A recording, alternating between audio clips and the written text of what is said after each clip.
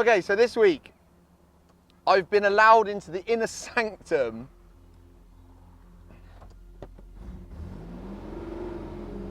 of a very special, very old car company. Indicators on the steering wheel. Oh, the steering is so heavy. This is the first time I've driven this car. It's a TB21. Oh, you've got there's a gear there.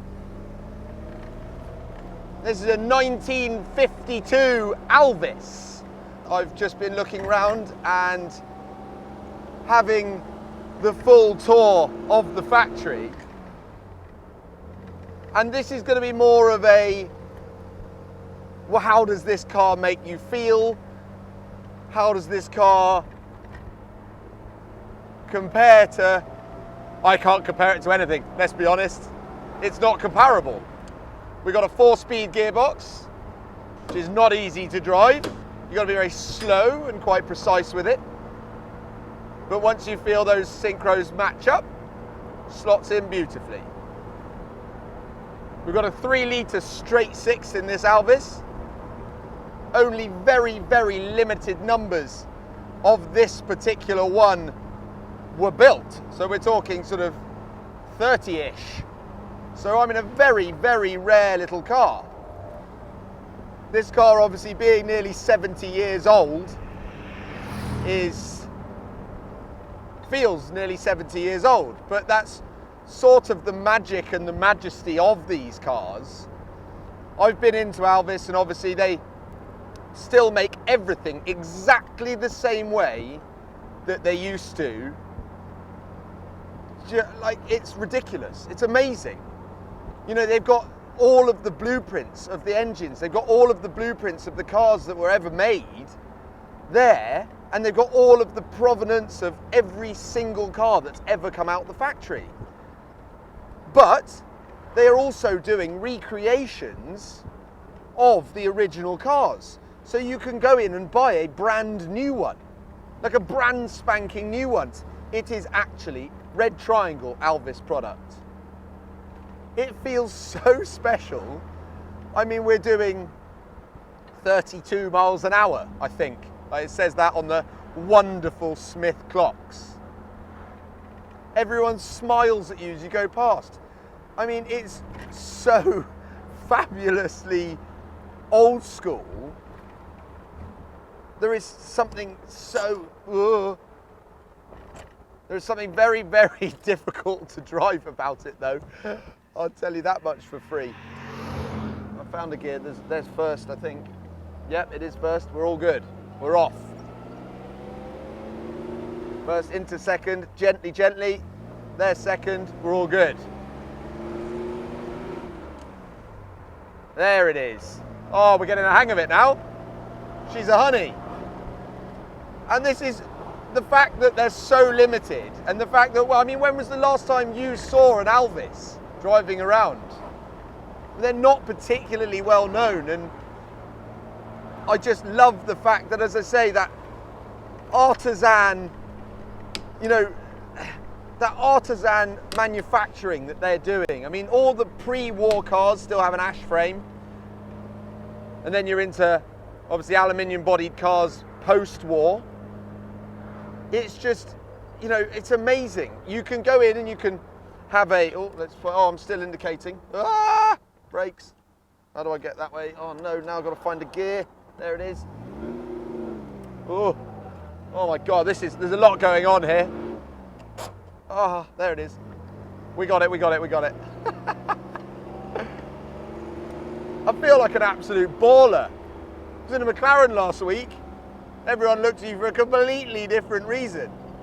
These people are looking at you thinking, what a hero. So we've got the indicators.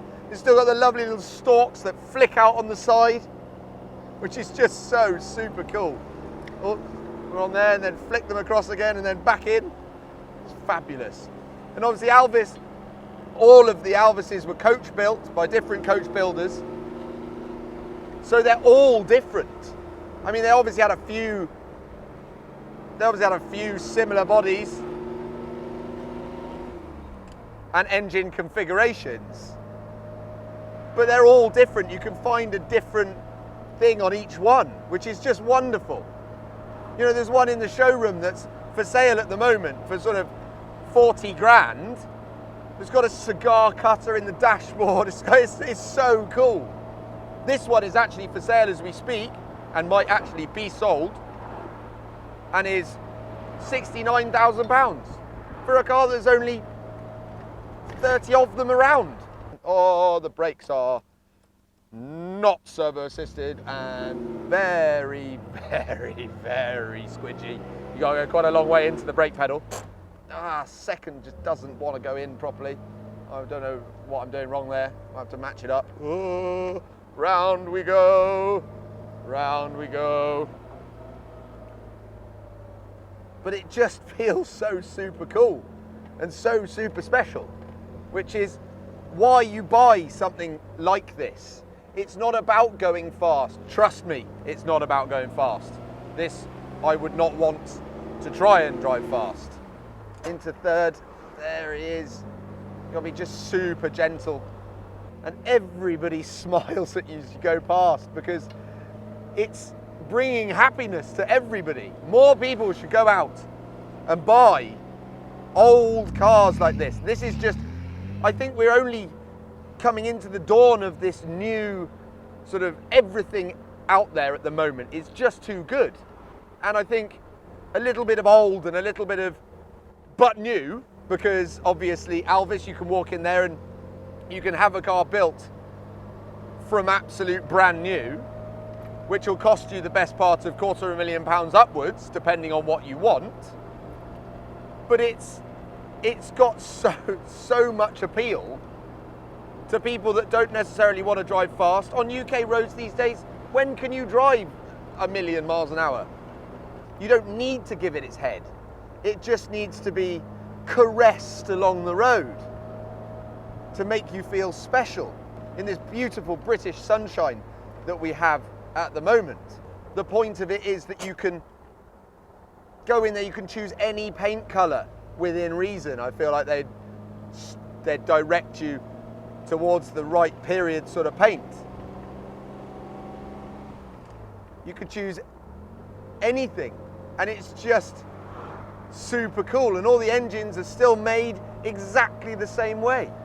They're all obviously dyno tested to make sure that they work properly, but they're all made exactly the same way that Alvis used to make them in the war. It's so cool. And look at the beauty of this thing that I'm in. I mean, it's just magnificent. The black with red, I mean, the suppleness of the leather, the comfort of the seats. There's just something so, I don't know, it's just so special. The steering wheel is ginormous, and it has, there is literally nothing happening. But that's all part of it, isn't it?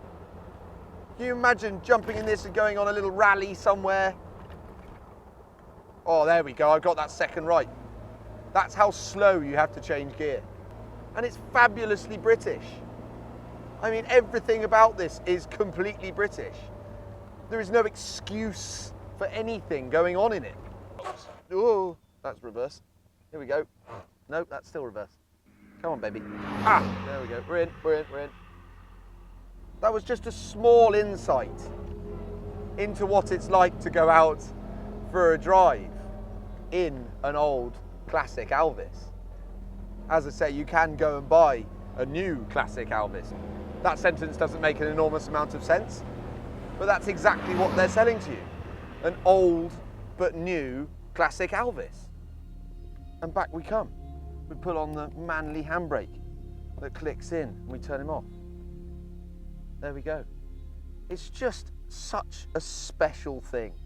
And if you've ever wanted to get into Morgans, but Morgans are too nouveau riche for you or something, go and check out Alvis. Check out what they've got to offer and check out their, because, I don't know, because Rolls-Royce and Bentley and all of those manufacturers that used to be coach built seem to have absolutely skyrocketed when they bought the coach builders themselves, etc.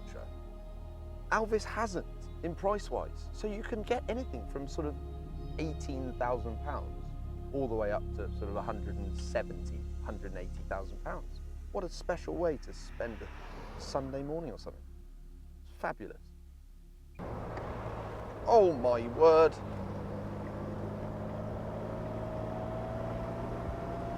I think it's slow into corners and then build up the pace on the way out of the corners. It feels alarming.